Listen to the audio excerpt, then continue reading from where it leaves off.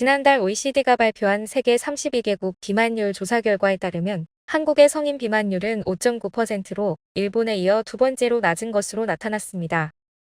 우리나라 비만율이 낮은 이유 중 가장 큰 것이 바로 우리나라 음식이죠. 한식은 세계인들에게 건강식으로 각인돼 있는데요. 작년 9월 미국의 건강 전문지 헬스라인은 한식이 건강에 좋은 이유로 채소가 많고 조리 과정에 기름을 많이 쓰지 않아 열량이 낮다. 발효 음식에 포함된 유익균이 건강을 증진시킨다. 매운맛이 신진대사를 촉진하고 혈압과 체중을 개선한다고 분석하고 있죠. 그러나 요즘의 단짠 음식 열풍과 서구화된 식습관을 감안하면 우리나라 사람들이 몸매를 유지하는 게 반드시 한식 때문이라고 말하기도 애매해진 상황인데요. 해외인들도 그런 점이 의아한가 봅니다. 이번 주 미국 최대 소셜뉴스 사이트인 레딧에 올라온 질문입니다. 한국인들은 해외에 나가면 모든 게 짜다고 말한다. 그렇게 느끼는 이유는 해외 음식이 한국처럼 달지 않기 때문이다. 한국의 모든 빵은 설탕 범벅이고 샌드위치에는 엄청난 크림이 들어간다. 찌개, 치킨, 주스, 냉면, 떡볶이를 불문하고 대부분의 메뉴가 엄청 달다. 외모에 신경을 많이 쓴다는 나라에서 음식에 설탕은 왜 그렇게 많이 넣으며 그럼에도 한국인들이 살이 안 찌는 이유는 무엇일까? 한국인의 DNA일까? 해외 네티즌들은 한국인들이 살이 덜 찌는 이유를 어떻게 분석했을까요? 댓글 반응을 통해 확인해 보겠습니다.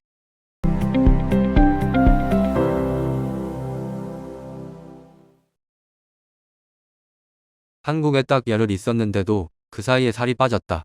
물론 건강에 안 좋은 음식들도 있었지만 방부제도 적고 신선한 식재료를 쓰는 것 같았다. 또 한국인은 더 많이 움직이고 더 활기찬 듯. 한국에 있을 땐 채소는 훨씬 많이, 설탕은 더 적게 먹었었다. 또 어디든 대중교통으로 다니다 보니 5달 만에 9kg를 뺄 수 있었지. 회식이다 뭐다 해서 술자리가 많은데도 한국인들이 몸매를 유지하는 게 놀랍다. 유전적 요인이 있는 것 같기도 하다. 한국에도 통통한 사람은 있지만 미국처럼 병적으로 비만한 사람은 아주 드물다. 같은 음식을 먹어도 미국계 한국인은 미국인보다 살이 덜 찐다. 유전적 요인이 있다고 본다. 한국인은 유전적으로 신진대사가 빠르다. 음식은 건강식이고 부모들은 아이들이 반찬을 골고루 먹도록 가르치며 아이들은 걸어서 학교를 통학한다. 버터 아이스크림을 즐겨 먹는 미국 아이들과는 다르지.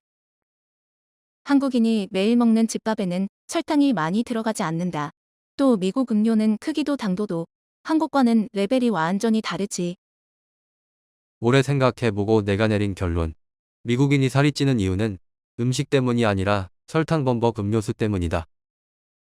한국 맥도날드 음료는 주로 콜라 사이다인데 미국의 맥도날드에는 음료가 다양하게 있고 사이즈도 엄청나지.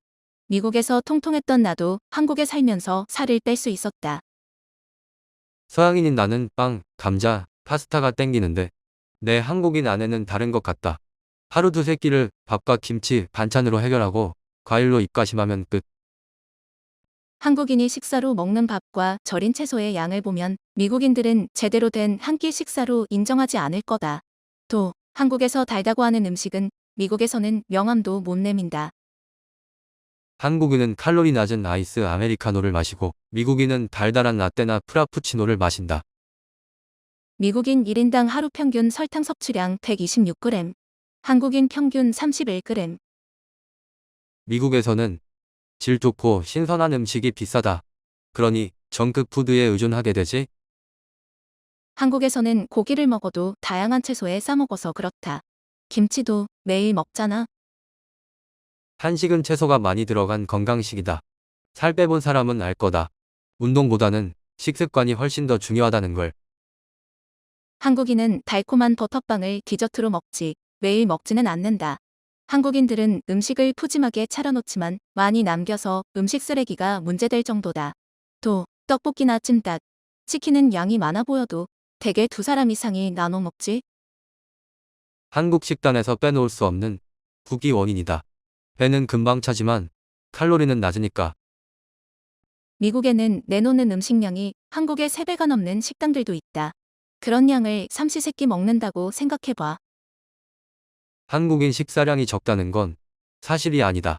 몸집이 자그마한 우리 장모님은 내 한국인 아내에게 살 빼라 하면서도 푸짐하게 점심을 차려주시고 바로 한두 시간 후에 다시 저녁을 챙긴다. 달고 기름진 음식, 엄청난 음식량에도 한국인들이 살 안 찌는 건 유전적인 뭔가가 있는 게 확실하다.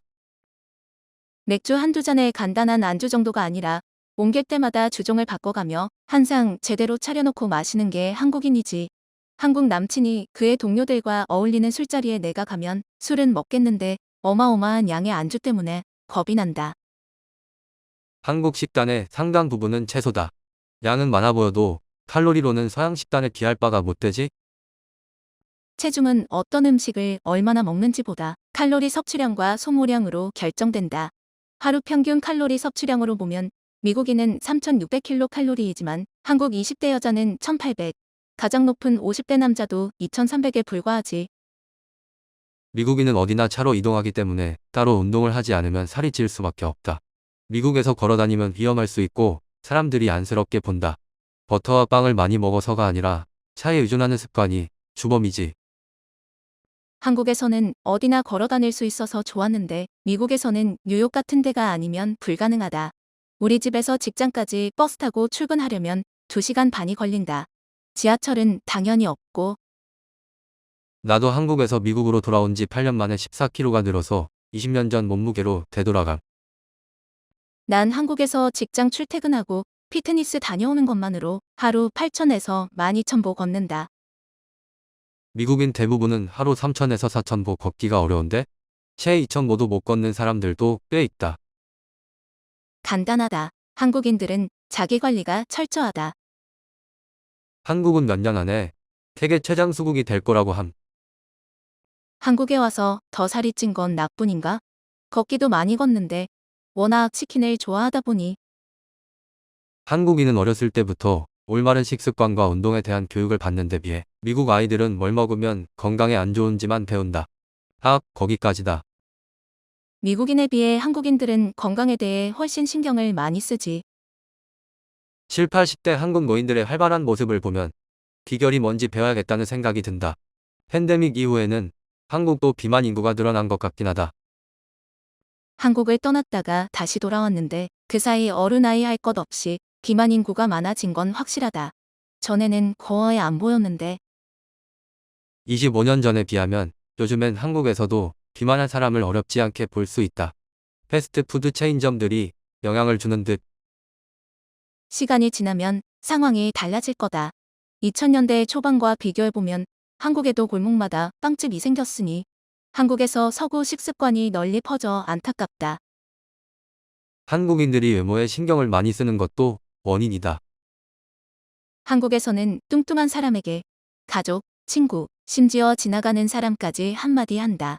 그런 분위기 때문에 뚱뚱해지지 않으려 조심하게 됨.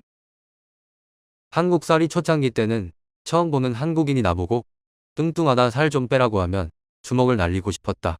지금은 나도 살 빼야겠다고 생각하게 됐지만 오늘 영상은 여기까지입니다. 구독, 좋아요, 알림 설정으로 응원해주세요.